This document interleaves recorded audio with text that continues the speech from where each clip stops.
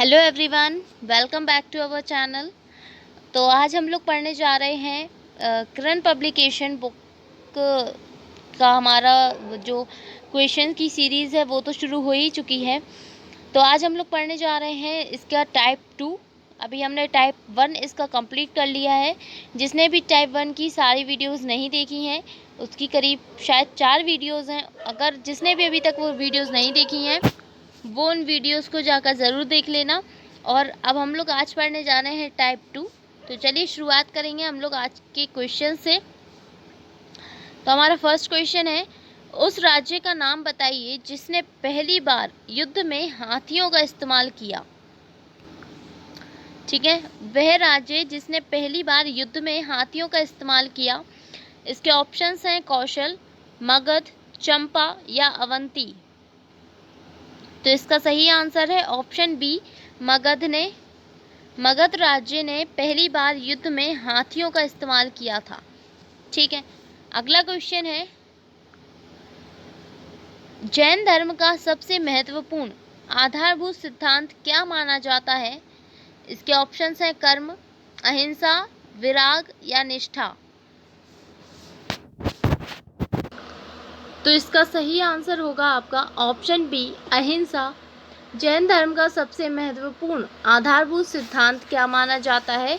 अहिंसा माना जाता है। ठीक है, नेक्स्ट क्वेश्चन है आपकी स्क्रीन पर। एक सेकेंड, पहले वाले क्वेश्चन पर आ जाइए एक बार।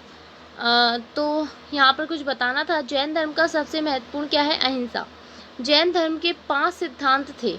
ठीक है, 5 सिद्धांत। तो जैन धर्म के 5 सिद्धांत थे और उन 5 सिद्धांतों में सबसे महत्वपूर्ण था अहिंसा। ठीक है, भगवान महावीर ने कहा था, भगवान महावीर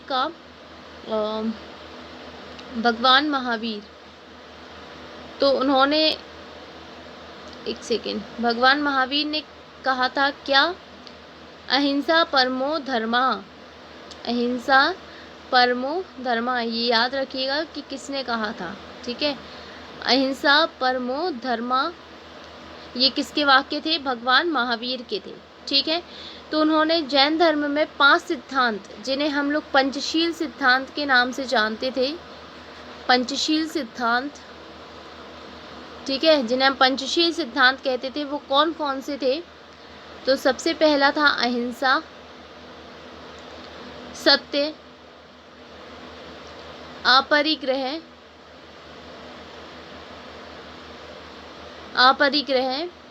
अचौर्य, हम लोग इसे अचौर्य भी कहते हैं और अस्त्य भी कहते हैं। ठीक है, अस्त्य या अचौर्य। और लास्ट है आपका ब्रह्मचर्य। एक सेकेंड, गलत हो गया, ब्रह्मचर्य। ठीक है, तो ये आपके थे 5 सिद्धांत, अहिंसा, सत्य, अपरिग्रह, अचौर्य या अस्त्य या ब्रह्मचर्य। तो ये पंचशील सिद्धांत थे और इसमें सबसे महत्वपूर्ण जो था वो था आपका अहिंसा। ठीक है, अगला क्वेश्चन है आपकी स्क्रीन पर, भगवान महावीर की शिक्षाओं के संकलन को क्या कहा जाता है? इसके ऑप्शंस हैं श्रुति सूत्र, पिवी सूत्र, आगम सूत्र या अवेस्ता सूत्र। तो इसका सही आंसर होगा आपका ऑप्शन सी, आगम सूत्र। भगवान महावीर की शिक्षाओं के संकलन को क्या कहते थे हम लोग? आगम सूत्र कहते थे। ठीक है, अगला क्वेश्चन, भगवान गौतम बुद्ध के जीवन काल के दौरान 7वीं और 6ठी शताब्दी ईसा पूर्व में कितनी महान शक्तियाँ महाजनपद अस्तित्व में थी? एक सेकेंड, यहाँ पर ऑप्शंस ये गलत लिख गए हैं। ठीक है, यहाँ पर टाइपिंग मिस्टेक हो गई है, ये ऑप्शंस गलत हैं। आप लोग ऑप्शंस लिख लीजिए, 16, 13, 11 या 17। तो इसका सही आंसर है ऑप्शन ए, 16। 16 महाजनपद अस्तित्व में थे। सुना होगा 16 महाजनपद। ठीक है, ओके। उसके बाद अगला क्वेश्चन है, निम्नलिखित में से कौन सा राजशाही राज्यों में से एक नहीं है जो कि 7वीं और 6ठी सदी के शुरू में ईसा पूर्व भारत में मौजूद है? तो इसके ऑप्शंस है मगध, वैशाली, अवंती या कौशल। तो इसका सही आंसर होगा आपका option B, Vaishali is the right answer. ठीक है, अगला क्वेश्चन, नेक्स्ट क्वेश्चन है, हर्यक वंश का शासक अजातशत्रु किसका पुत्र था? हर्यक वंश का शासक अजातशत्रु किसका पुत्र था? तो इसके ऑप्शंस हैं उदयन, अनिरुद्ध, बिंबिसार या दशक है ये। तो इसका सही आंसर है ऑप्शन सी, बिंबिसार का। ये आपको याद होना चाहिए, इंपॉर्टेंट क्वेश्चन है। ठीक है, अजातशत्रु किसका पुत्र था? बिंबिसार का पुत्र था। बिंबिसार हर्यक वंश का संस्थापक था, ये आप लोग याद रखिएगा। ये हर्यक वंश का क्या था? संस्थापक था। ठीक है, हर्यक वंश का संस्थापक। तो ये हर्यक वंश का संस्थापक था और अजातशत्रु इसका पुत्र था। ठीक है, और अजातशत्रु ने 493 से लेकर 462 ईस्वी पूर्व तक मगध पर राज्य किया था। मगध पर राज किया था। ओके, और अशोक मौर्य राजवंश का सबसे प्रतापी। ठीक है, ओके, कुछ नहीं, बस इतना ही, थोड़ा कुछ कन्फ्यूजन हो गया था। ओके, अगला क्वेश्चन है, याद रखिएगा बिंबिसार था हर्यक वंश का संस्थापक, क्योंकि ये क्वेश्चन कई बार आ जाता है। हर्यक वंश का संस्थापक तो बिंबिसार। ठीक है, और अजातशत्रु से रिलेटेड भी क्वेश्चंस आते हैं, तो याद रखिएगा वो बिंबिसार का पुत्र था। नेक्स्ट क्वेश्चन है आपके सामने, हर्यक वंश से मगध के पहले शासक कौन थे? अशोक, प्रसेनजित, बिंबिसार या अजातशत्रु? तो अभी हम लोगों ने पढ़ा, जस्ट क्या पढ़ा, इसका आंसर तो आप लोग बता सकते हैं। Option C, Bimbisara. अभी हमने पढ़ा ना कि बिंबिसार कौन थे? हर्यक वंश के संस्थापक थे। तो वही क्वेश्चन यहाँ पर पूछा है, हर्यक वंश से मगध के पहले शासक कौन थे? अजातशत्रु ने भी मगध पर शासन किया, तो शासन उसे किससे मिला होगा? पहले तो राजाओं का पीढ़ियों दर पीढ़ी चलता था ना, तो पिता जिस पर शासन करते थे उसी पर फिर बेटा शासन करता था। तो जब बिंबिसार की मृत्यु हो गई तो हर्यक वंश के संस्थापक, जब बिंबिसार की मृत्यु हुई तो अजातशत्रु को शासन मिल गया। ठीक है, तो बिंबिसार थे मगध के पहले शासक हर्यक वंश से। नेक्स्ट क्वेश्चन है आपका, 4वीं शताब्दी ईसा पूर्व मगध की राजधानी थी, क्या थी? ऑप्शंस है राजगृह, पाटलिपुत्र, वाराणसी या मथुरा? तो इसका सही आंसर होगा option A, Rajagriha. Rajagriha is the right answer. देखो, अगर यहाँ पर हम कुछ चीज़ें बताएं जो उस बुक में दी गई होती हैं, मगध पर शासन करने वाला जो पहला शासक था, पहला वंश था, वो था बृहद्रथ वंश। ठीक है, पहला जो वंश था मगध पर शासन करने वाला वो था बृहद्रथ वंश। और बृहद्रथ वंश को माना जाता है, तो इन्होंने अपनी जो राजधानी बनाई थी, इनकी राजधानी थी ग्रीवरज। ठीक है, इनकी राजधानी क्या थी?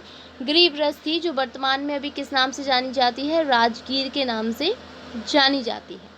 ठीक है, उसके बाद उदयन आए, उन्होंने ग्रीवरज से अपनी राजधानी को पाटलिपुत्र में परिवर्तित कर लिया। फिर कौन आए? उदयन ने क्या किया? ग्रीवरज थी पहले कैपिटल, उन्होंने ग्रीवरज से कैपिटल को क्या कर लिया? चेंज किया, और कहाँ ले गए? पाटलिपुत्र। ठीक है, उन्होंने अपनी कैपिटल फिर किसे बना ली? पाटलिपुत्र को बना ली। उसके बाद शिशुनाग वंश आया, उदयन के बाद शिशुनाग वंश आया, और शिशुनाग वंश ने राजधानी को पाटलिपुत्र से क्या कर दिया? वैशाली कर दिया।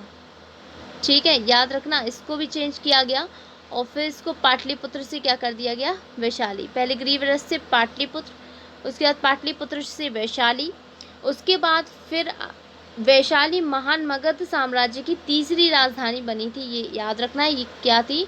मगध की तीसरी राजधानी, मगध की, ठीक है, ये मगध की तीसरी राजधानी बनी थी। मगध इसलिए इम्पोर्टेंट है क्योंकि ये 16 महाजनपदों में आता था और सबसे ज़्यादा शक्तिशाली जनपद था ये मगध। तो इसलिए मगध से रिलेटेड जो टॉपिक्स हैं या जो भी हैं वो बहुत इम्पोर्टेंट है, तो उनको ज़रूर अच्छे से पढ़ लिया करो।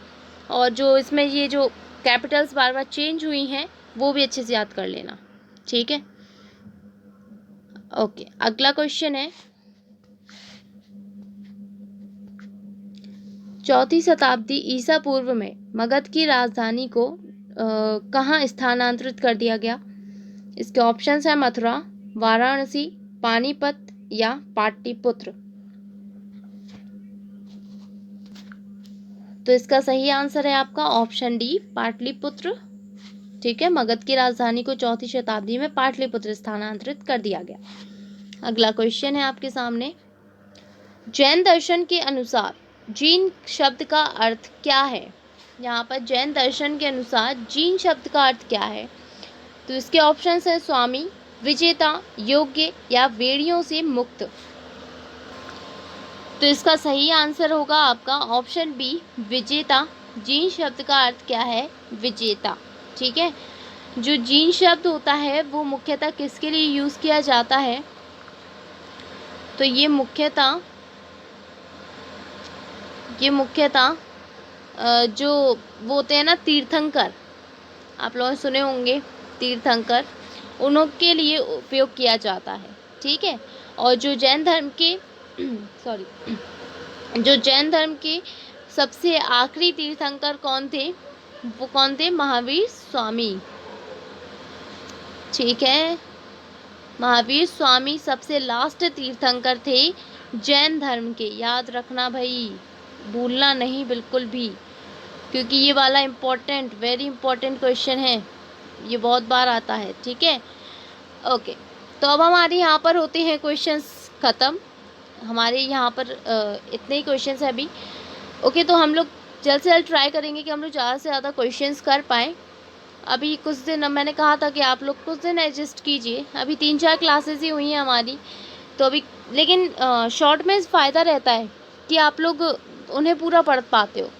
ज़्यादा बड़ी वीडियोस होती हैं तो आप लोग फिर बोर होने लगते हो, फिर आप लोग छोड़ देते हो, तो इससे आप लोग का ही नुकसान होता है। तो इसलिए शॉर्ट वीडियोस भी कोई प्रॉब्लम नहीं है ना। तो ठीक है, तो अब हम मिलेंगे नेक्स्ट वीडियो में अगले दिन और आगे की क्वेश्चंस के साथ। तो तब तक आप लोग अपना ख्याल रखिएगा, और जिसने भी अभी तक चैनल को सब्सक्राइब नहीं किया है गाइस, चैनल को सब्सक्राइब कर लो ताकि आपको ऐसी वीडियोस डेली मिलते रहें। और साथ में वीडियो को लाइक कर देना और अपने दोस्तों के साथ शेयर भी कर देना ताकि उन्हें भी ये वीडियो मिल सके और वो भी अपनी जो प्रिपरेशन है उसको अच्छे से कर सके, ठीक है। क्योंकि इस बार हमारा टारगेट है सिलेक्शन लेना, और इस बार हमें सिलेक्शन लेना है। ओके, तो ठीक है, अब हम मिलेंगे नेक्स्ट क्लास में, तब तक के लिए आप लोग अपना ध्यान रखिए। Thank you.